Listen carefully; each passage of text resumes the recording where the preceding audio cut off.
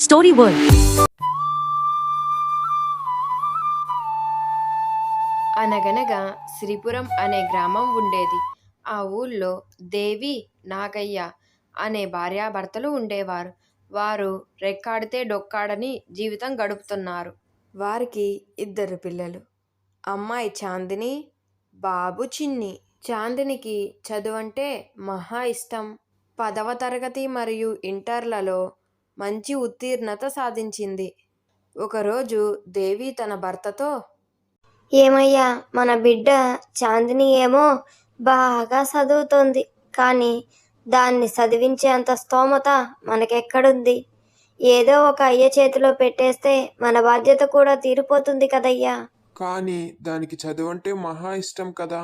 ఆ చదువును ఆపేస్తే అది ఊరుకుంటుందా? ఇంకేం చేద్దామయ్యా, మనకా ఆ స్తోమత లేదు. మరి దాన్ని పై చదువులు చదివించాలంటే బోలెడంత ఖర్చు అవుతుంది. అవునే, నేను కూడా దాని గురించే ఆలోచిస్తున్నా.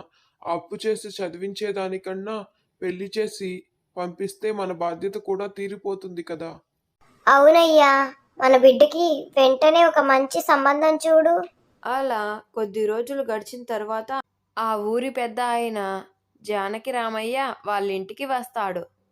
ఏంటి జానకి రామయ్య గారు ఇలా వచ్చారు? నాతో ఏమైనా పనుందా? నాగయ్య, ఉన్నది ఉన్నట్టుగా మొహం మీదే చెప్పేస్తున్నాను. నా కొడుక్కి నీ కూతురు చాలా బాగా నచ్చిందంట. వాళ్ళిద్దరికి పెళ్లి చేద్దామా? మీ అమ్మాయికి కూడా మా అబ్బాయి నచ్చితే వెంటనే ముహూర్తాలు పెట్టుకుందాం. ఏంటయ్యా మీరు చెప్పేది నిజమేనా? నాకు చాలా సంతోషంగా ఉంది.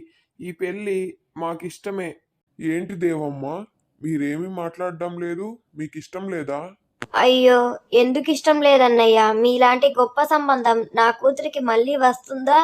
నాకు కూడా ఈ పెళ్లి ఇష్టమే. జానకి రామయ్య కొడుకు సూర్య.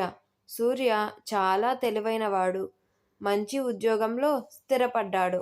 అలా కొద్ది రోజులకే చాందిని పెళ్లి ఘనంగా జరుగుతుంది. చాందిని అత్తగారు ఎంతో మంచి ఆవిడ. చాందినిని తన కూతురి కంటే ఎక్కువగా చూసుకుంటుంది.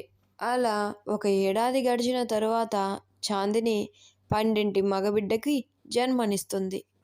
దాంతో వారందరూ ఎంతో ఆనందంగా ఉంటారు. ఆ ఆనందం కొద్ది రోజులు కూడా గడవక ముందే సూర్య ఒక రోడ్డు ప్రమాదంలో మరణిస్తాడు. అయ్యో సూర్య, నన్నెందుకు వదిలేసి వెళ్ళావు? ఇప్పుడు నేనెలా బ్రతకను? నాకు దిక్కెవరు? అంటూ బోరున ఏడుస్తుంది చాందిని. అలా బాధతో కూర్చోన్న కోడలి దగ్గరికి అత్త వచ్చి, అమ్మా చాందిని, ఇంకా ఎన్ని రోజులు ఇలా బాధపడుతూ కూర్చుంటావు? పోయిన వ్యక్తి మనం ఇలా బాధగా ఏడుస్తూ కూర్చొని ఉంటే తిరిగి వస్తాడంటే నీకన్నా నేను ఇంకా ఎక్కువ రోజులు ఇలానే ఉంటాను తల్లి. ఇక కాకపోతే మనం జరగాల్సిన దాని గురించి కూడా ఆలోచించాలి కదా. ఇక నీకంటూ ఆ పసిబిడ్డ మాత్రమే ఉన్నాడు.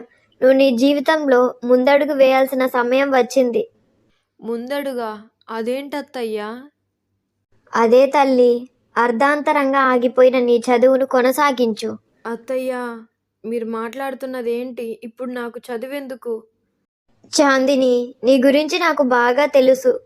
నువ్వు ఇప్పుడు మళ్ళీ చదువుకోవాలి, మంచి ఉద్యోగం సాధించాలి. దానికి నేను ఎంత డబ్బులైనా ఖర్చు పెడతాను. సరే అత్తయ్యా, మీరు నా కోసం ఇంతగా ఆలోచించి చెప్తున్నారు కాబట్టి నేను తప్పకుండా రేపటి నుండి కాలేజీకి వెళ్తాను. అలా చాందిని ఆ మరుసటి రోజు నుండి కాలేజీకి వెళ్ళడం ప్రారంభించింది. చాందిని వంట చేస్తూ ఉండగా అక్కడికి వచ్చిన అత్తయ్య, చాందిని, నువ్వెందుకమ్మా వంట చేస్తున్నావు? నేనున్నాను కదా, నేను చేసుకుంటాను, నువ్వు వెళ్ళు. ఎన్ని పనులని మీరొక్కరే చేస్తారత్తయ్యా? నన్ను కొంచెమైనా సహాయం చేయనివ్వండి. నువ్వు బాగా చదువుకొని ఉద్యోగం తెచ్చుకుంటే అదే నాకు పెద్ద సహాయం అమ్మా. నువ్వు ముందు నీ కాళ్ళ మీద నువ్వు నిలబడాలి తల్లి. అలా అత్తయ్య చాందినికి అన్ని విధాలా తోడుగా నిలిచింది. అలా కొద్ది రోజులు గడిచిన తరువాత చాందినికి ఒక మంచి ఉద్యోగం వచ్చింది.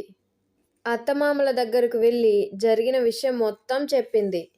దాంతో వారెంతో సంతోషపడి, అబ్బా, నేను నీ గురించి కన్న కలలు నెరవేర్చావు తల్లి. నాకు చాలా సంతోషంగా ఉంది. నీకో విషయం చెప్పాలమ్మా. నీకోసం ఒక మంచి అబ్బాయిని చూసాం.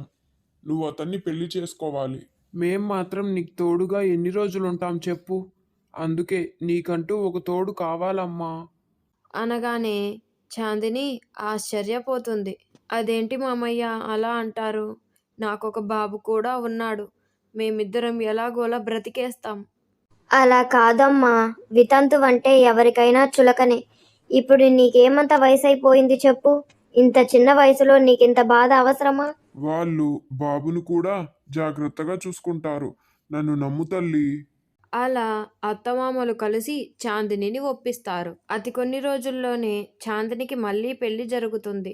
దాంతో చాందిని కొత్త జీవితం మొదలవుతుంది. ఫ్రెండ్స్, మీకు ఈ కథ నచ్చితే లైక్ చేసి మన ఛానల్ని సబ్స్క్రైబ్ చేసుకొని మీకు ఇష్టమైన వారికి షేర్ చేసుకొని ఒక చిన్న కామెంట్ చేయండి. ఉంటాను. Bye bye.